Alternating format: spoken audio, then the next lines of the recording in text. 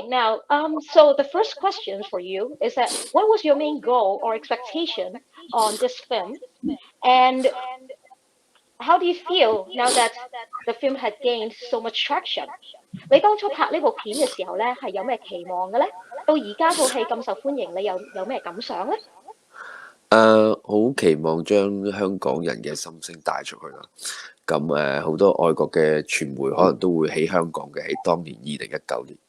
咁但係好片面性啦嚇。咁我好想有一套紀錄片，就如果有興趣知道香港發生咩事嘅，睇咗就清楚啦。咁呢個我覺得係對外國人有一個咁樣嘅期望，係呢套片係最初係一個咁樣嘅諗法先嘅，就係俾外國人睇嚇。咁去到而家呢一刻，我覺得就個期望都你都可以話係達到嘅嚇，即係喺法國康城啦，喺唔同世界各地地方都有放映，而個受歡迎程度都係多，咁呢個都係好滿足嘅。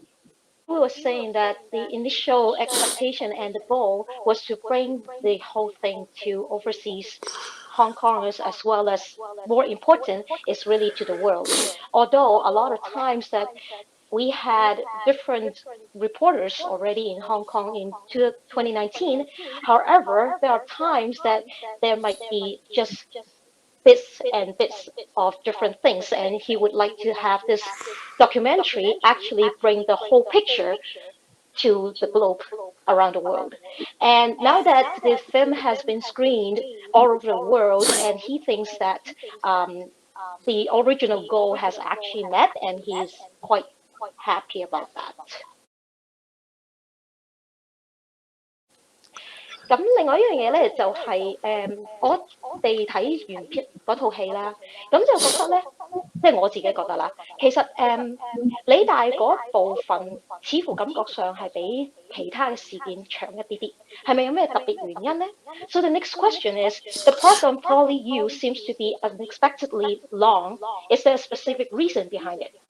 理工大學嗰個段落嘅原因比較多兩樣嘢啦，我覺得係如果喺個戲嘅結構嚟講咧，咁嗰個你可以話係敘事上邊嘅一個高潮咯。因為呢場運動裏邊最慘烈，亦都係最關鍵導致呢一個抗爭突然間完咗之後，即係呢個理工大學事件完咗之後就放緩咗嘅，因為抗爭者嘅傷害實在太大。咁我覺得呢樣嘢係重要嘅，喺敘事上係需要一件事件俾觀眾深入少少嘅嚇，咁所以我有一個咁樣嘅處理，喺個結構上邊亦都係越嚟越深入嘅嚇。咁我個鏡頭感覺好似越嚟越近啲示威者，咁呢一個都係一個整體上邊嘅一個方向去設計啦。咁第二樣就係我喺裏邊啦嚇，我自己親身喺裏邊啦，咁好多嘅片段都係我 original 嘅，即係我第一手嘅，咁就唔係攞其他人嘅片，咁所以片量選擇就豐富啲，咁所以喺理工大學可以成就咗比較長嘅篇幅。So Kiwi was saying he feels that in terms of the structure of the whole thing, this whole incident in PolyU is actually extremely remarkable to the whole movement as well, because after that, the movement had actually got a lot weakened because everybody was very in so many ways we got hurt in different ways, and at the same time because he actually got a lot closer to the protester along the way, and this is actually he got most footage from this particular incident, and that's the reason why he thinks is actually easier to put it more in there. 另外一個問題咧，就係話你曾經喺其他嘅採訪入邊咧提到，儘管有被捕嘅風險，你仍然決定係留喺香港啦。咁你係講過話，如果因為恐懼而離開嘅話咧，咁樣就係俾恐懼控制咗啦。只有面對恐懼先至能夠克服，所以要留喺香港先至得到心靈嘅自由。唔喺恐懼裡面嘅自由，比起嚟身體被捕或者囚禁已經冇乜嘢啦。而家有好多香港人已經離開咗香港啦，唔少嘅紀錄片，包括呢一出時代革命嘅版權，亦都係由外國人管理。好多係時代革命中提供嘅素材，新聞媒體都已經被關閉。政治敏感嘅電影同埋相關嘅作品喺香港已經受到審查。所有呢一啲點樣影響到你以後嘅創作力呢？ So you have mentioned in other interviews that you have decided to stay in Hong Kong despite the risk of being arrested. You mentioned that if I want to leave because of fear, then fear is controlling me. That's the only way to overcome it is to face the fear. Only if I stay in Hong Kong, I can enjoy freedom, a freedom to overcome this fear, the freedom of my mind. Compared to being arrested or imprisonment of my body is nothing. Now that many Hong Kongers have left Hong Kong and the documentaries are managed by overseas entities, including this particular film. And many of the media houses that provided footage en route has been shut down. Politically sensitive films and related productions are censored in Hong Kong. How do all these impact your creativity moving forward? 喺兩個方面答你啦嚇。第一嗰個環境確實係好多困難。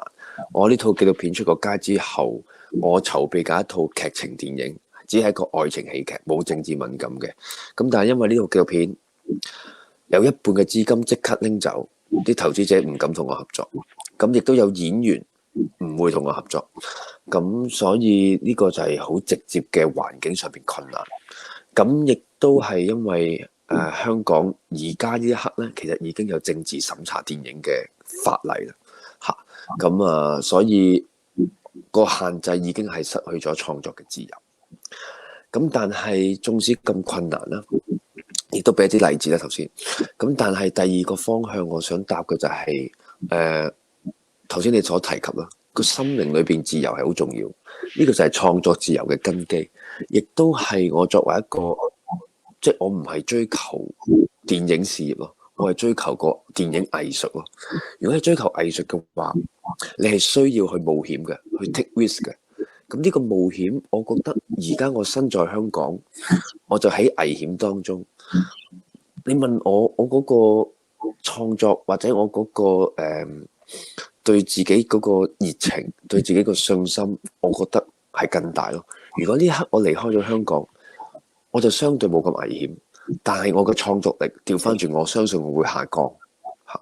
咁所以環境方面係好困難，但係我而家呢一身在香港，我心靈上面嘅創作力係得到釋放，我得到嘅係自由。Kiwi was saying that this is a very difficult situation because the fact that because of this particular film, he's actually preparing to make a love story, but then half of the investor had actually withdrawn because of this particular film.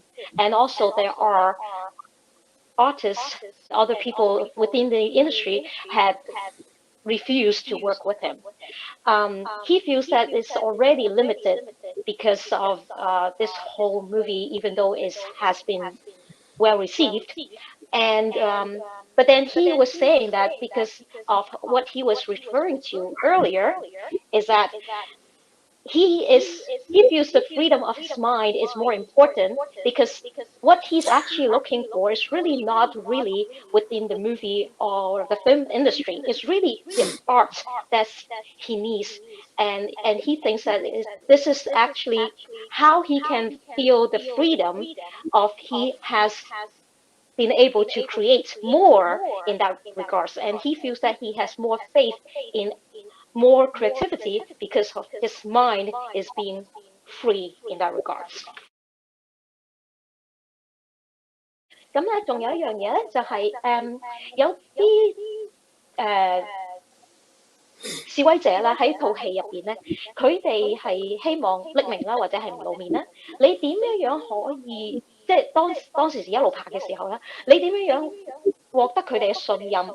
有冇採取任何即係好特別嘅安全措施去保護呢啲嘅抗爭者嘅身份咧 ？Some protester in the movie is actually anonymous or faceless due to security reasons.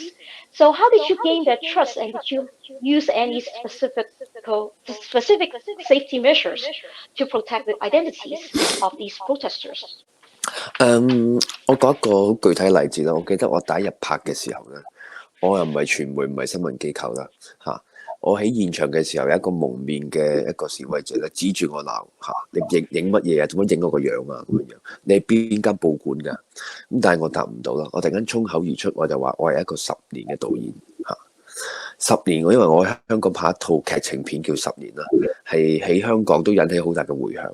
喺示威者當中就覺得啊，我係同路人啦嚇，你係會拍抗爭電影嘅10年嘅導演，咁所以佢就鬧完我之後，我一講係10年導演，佢就話哦，你繼續拍啊，10年係好好睇嘅。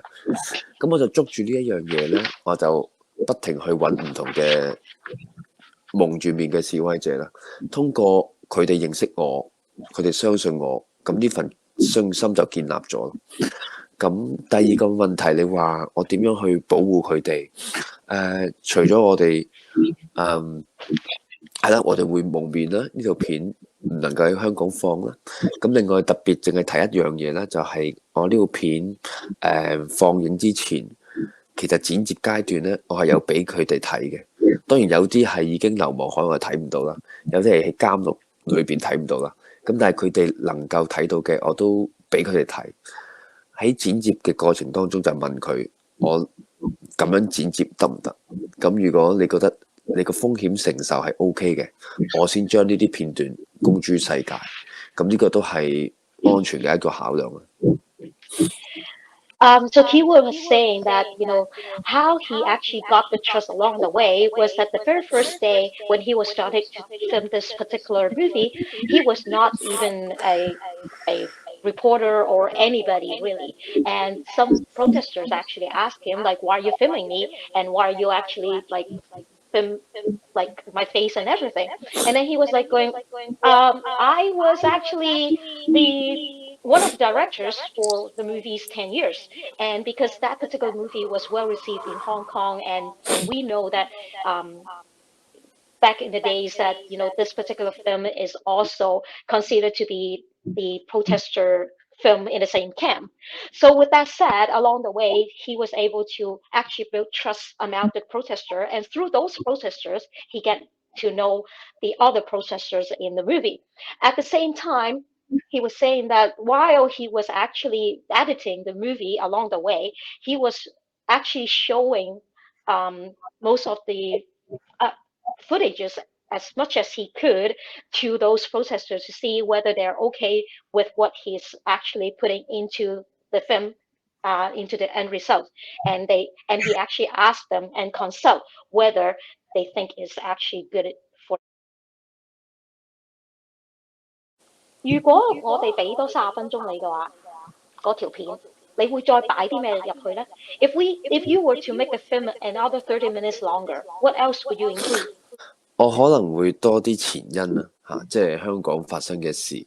咁而家係集中喺2019年嘅抗爭啦。如果多翻一啲嘅篇幅嘅話，香港2019年之前嘅事，我都想有部分係可以涵蓋多啲啦。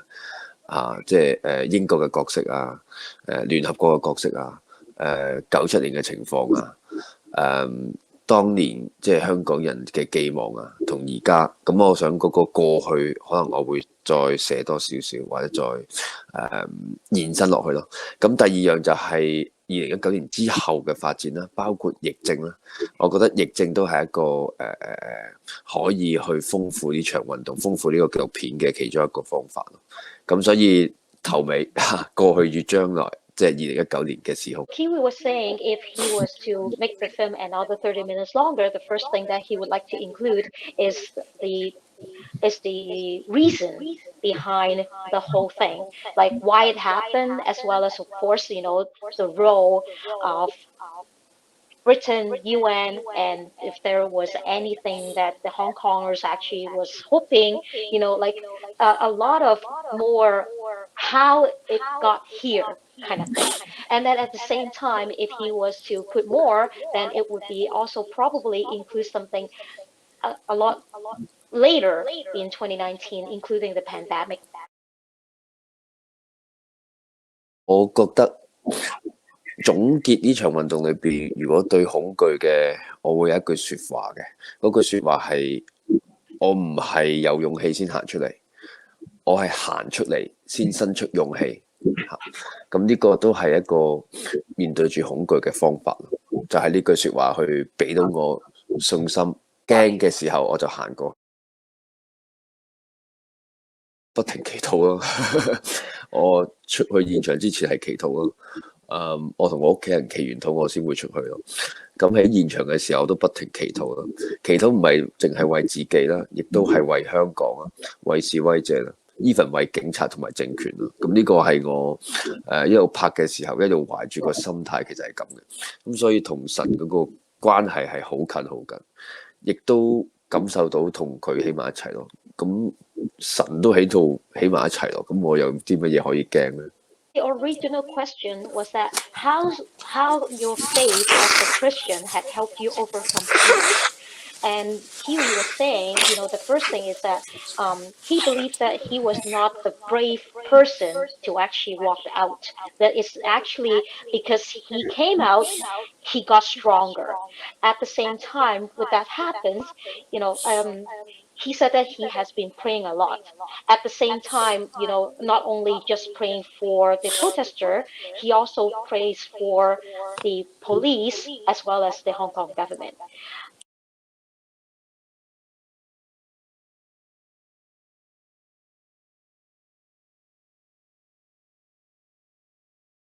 我絕對係相信藝術嘅力量啦。咁所以如果你理解運動係希望將呢個香港變翻好嘅香港，將香港希望有進步，希望有公義、有自由嘅話，咁藝術呢個手段我都會 claim 為係一個呢場運動裏邊嘅其中一個部分咯。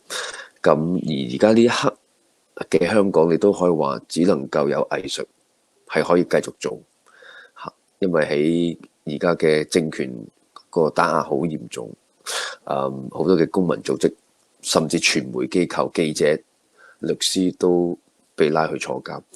咁樣嘅情況底下，暫時呢一刻好似我嘅呢套電影仍然可以有一個位置。當然我會唔會好快地俾人拘捕，我唔知道。咁但係仍然有一啲空間嘅時候，就係藝術。The power of art.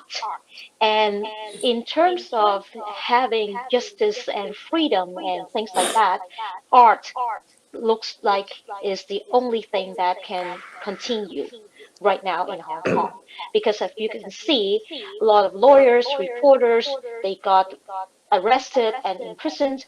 He was saying that he feels that right now, art is the only thing that still has a spot. However, of course, he wouldn't know whether he will be get arrested or not. But at this point, he thinks art is actually a part of this whole movement. 想補充一點就係，好似而家仲仍然有得做，咁我仲仍然自由喺香港，咁但係嗰個壓力啊，或者呢套電影其實係要再重新係喺香港係不能放映嘅電影。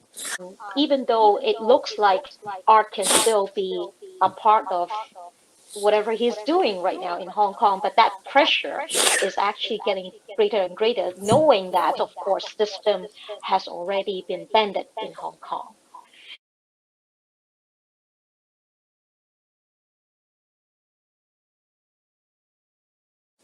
我記得喺香港呢套電影喺康城影展首映啦，有嘅呢單新聞喺香港只能夠暫時睇到嘅係預告片。咁有位示威者咧喺街上面認得我啦，咁啊叫我周冠威導演你好咁樣，咁佢就話多謝我，佢話呢套電影單係呢套電影嘅存在，令到佢覺得呢件事真實咗，因為喺香港嘅當下，政權已經將呢個運動扭曲，好多嘅呢啲無論係紀錄片又好，新聞報導都好，全部都因為政權控制住嗰啲傳媒，控制唔到嘅，甚至係拘禁佢哋嚇，將一啲傳媒全部都逼佢哋倒閉。而家香港嘅現況係咁樣，咁所以喺香港嘅情況，作為一個示威者，好似呢件事係假嘅嚇，但係你嘅出現，呢套電影嘅存在，導致佢覺得呢件事重新真確翻，呢種真確係對佢係肯定安慰。佢好開心有一個咁樣嘅紀錄片出現咯。Before the movie actually got released, they were only showing the trailer. So even though the trailer was only the thing that it was shown, there were protesters actually came back to him and say that with this movie actually being released, they feel that everything feels so real again. Because whatever is happening in Hong Kong, a lot of things has been banned, as well as like people cannot even talk about it. With that said, it seems that things had never been happened. With this film actually be able to release, then it feels that thing actually had happened and they feel everything is real again.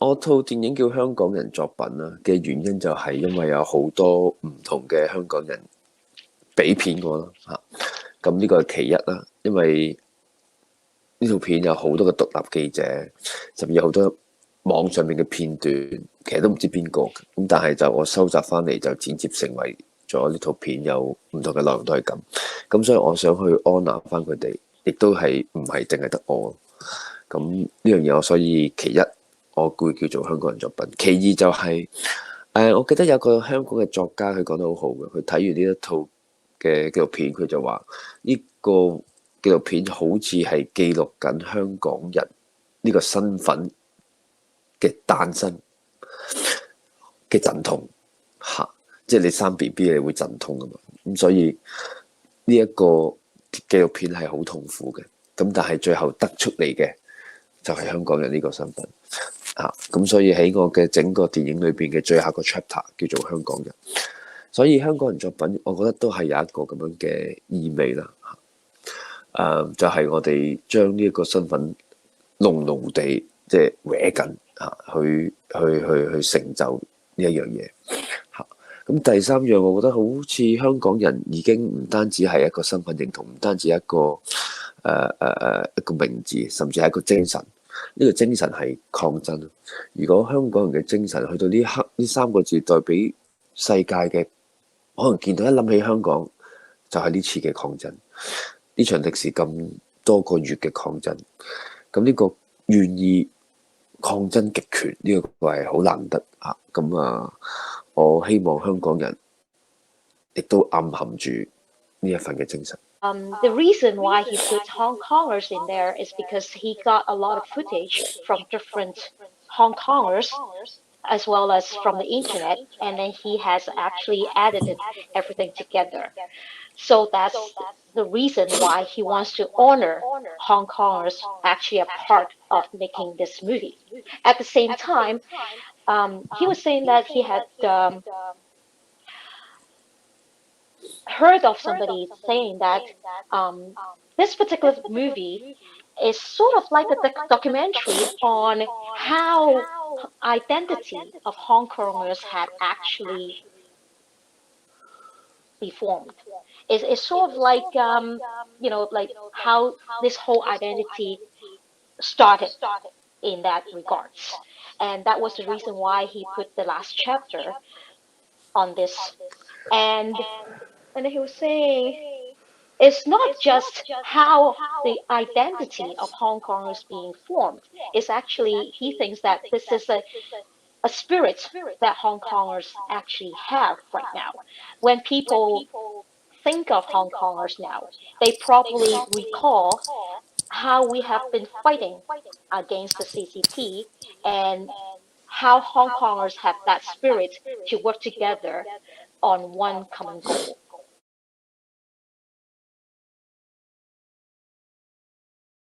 時代革命係我拍攝嘅第一套紀錄片啦。我之前一直都係劇情片導演。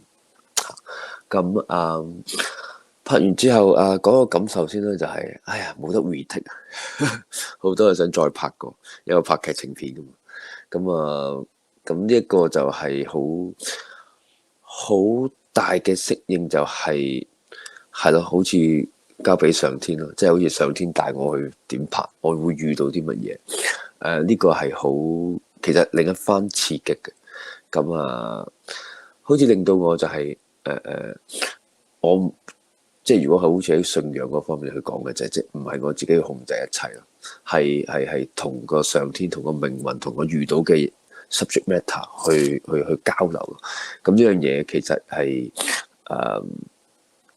都令我有一份享受嘅，即係有一份嶄新嘅一個體驗。